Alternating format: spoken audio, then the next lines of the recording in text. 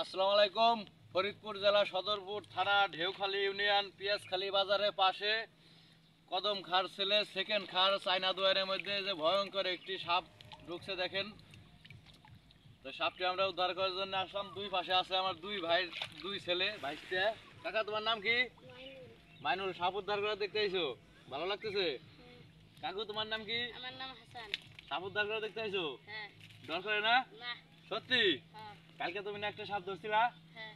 কালকে কিন্তু ভাইস্তের একটা দাঁড়ায় সাপ ধরাইছিলাম। আমি আপনাদেরকে বলবো দাঁড়ায় সাপ সম্বন্ধে অনেক কুসংস্কারের গল্প আছে। এই ভিডিওর মাধ্যমে আমি এই কুসংস্কারগুলো সরাবো। আপনারা সম্পূর্ণ ভিডিওটি দেখবেন, কেউ ভিডিওটি টানবেন না। কারণ দাঁড়ায় সাপ সম্বন্ধে যে ধরনের কুসংস্কারের গল্প আছে, সব কুসংস্কারের গল্প আমি এই ভিডিওতে সরানোর চেষ্টা করব। আমি সাপের কামড় নিয়ে দেখাবো, তারপরে নেজে কাটা নাই, দাঁড়ায় সাপের নাভিতে কাটা নাই, মুখে কোনো বিষ নাই, এগুলো সম্পূর্ণ আমি প্রমাণ দিব এই ভিডিওতে। এরপরে আরো একটি আছে ডাইনোসরের বাচ্চা। এই না, কয়দিন আগে ভাইরাল হয়েছিল কি জিনিস, ষান্ডা। ষান্ডা ষান্ডা এই যে আরেকটি ষান্ডার বাচ্চা দেখা যাইতেছে। ষান্ডাটাও আমরা উদ্ধার করবো, ওই যে ভিতরে চলে গেছে। আগে দাঁড়ায় সাপের যে গল্প আছে এটা শেষ করি, তারপরে ষান্ডার গল্পে যাই। এটার গিটটা থুইলাম।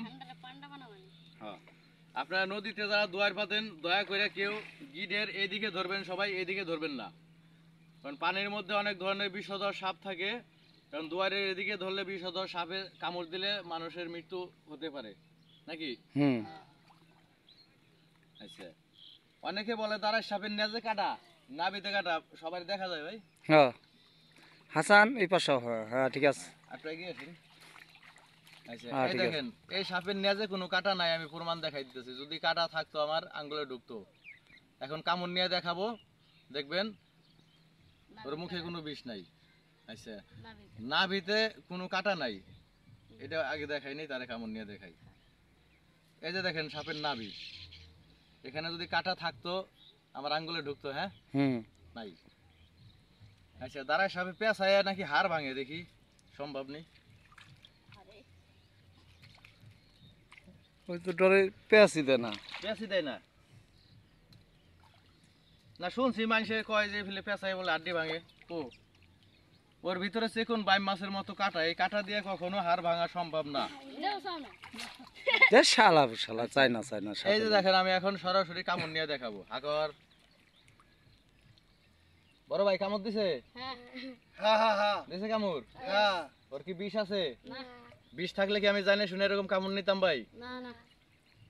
দেখেন আমার আঙ্গুল আস্তে আস্তে পুরোটাই গিলে ফেলাবে। দেখছেন? এর থেকে ভালো প্রমাণ আপনাদের কিভাবে দিব বলেন? দাঁড়ায় সাপের কোনো বিষ নাই, এটা কোনো ক্ষতি করে না।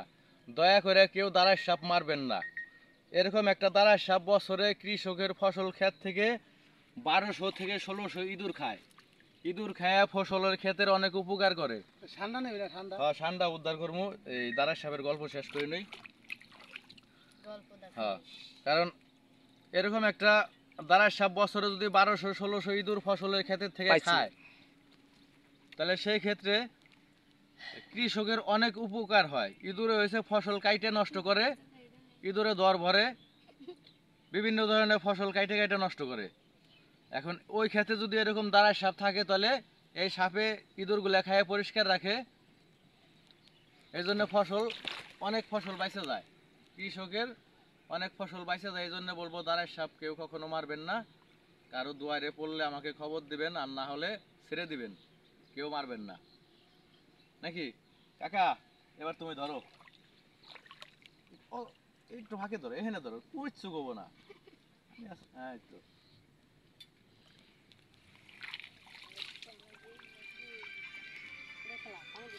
কিছু কমে না কাকা, ডরাইও না। আচ্ছা, এবার দেখাবো ষান্ডা। কিছুদিন আগে ভাইরাল ছিল ষান্ডা। এই দুয়ারের মধ্যে একটি ষান্ডার বাচ্চা ঢুকছে। হ্যাঁ ভাই, ফেসবুক ইউটিউবে ঢুকলে দেখতাম শুধু ষান্ডা ষান্ডা ষান্ডা। এই যে বাইরে এই ষান্ডা, অনেক মাছ জঙ্গলের মধ্যে ষান্ডা নাকি বুঝতে পারতেছি না, বাইর করার পরে বুঝবো আসলে কি।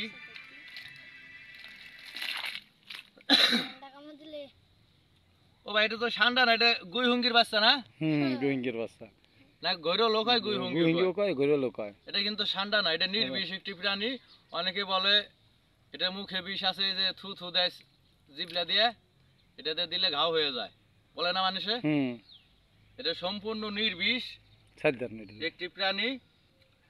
এটা সমাজের অনেক উপকার করে। এটা বিষধর সাপ খেয়ে খেয়ে পরিষ্কার রাখে। দেখেন, এটা যদি ভয়ঙ্কর কিছু হতো তাহলে কিন্তু আমি এভাবে ধরে রাখতাম না। কি এটা ভয়ঙ্কর কিছু? ডরে দুনসা ভেঙ্গে লাইছে। আচ্ছা, এটা আমাদের সমাজে উপকার করে কি জানেন? ভয়ঙ্কর বিষধর সাপ খেয়ে পরিষ্কার করে। আর অভাবে যখন পড়ে তখন মানুষের হাঁসের বাচ্চা মুরগির বাচ্চা খায়, যখন এদের খাদ্যের অভাব হয়ে যায় তখন। তাহলে এটাকে ছেড়ে দেই ভাই। হ্যাঁ, ওইটা ছেড়ে দেন। যাও, চলে যাও। এদিক দেখেন, দিলাম, ছেড়ে দিলাম, যাও। হ্যাঁ, তোমাকে মুক্ত করে দিলাম, অবমুক্ত। যাও, গেছে গা ওই আর হেন তাই এই লালটা না। তা আমাদের ভিডিওগুলো যারা দেখেন, ভালো লাগলে অবশ্যই লাইক কমেন্ট ও বেশি বেশি শেয়ার করবেন, অন্যকে দেখার সুযোগ করে দিবেন। আর কারো বাড়িতে ঘরে দুয়ারে সাপ ঢুকলে আমাকে খবর দিবেন, আমি উদ্ধার করার চেষ্টা করব। আমার ফেসবুক পেজে নাম্বার দেওয়া আছে, ইউটিউব চ্যানেলে নাম্বার দেওয়া আছে, সবাই সাবস্ক্রাইব করে রাখবেন। ধন্যবাদ, ভালো থাকবেন। আবার অন্য কোনো ভিডিওতে দেখা হবে। আল্লাহ হাফেজ।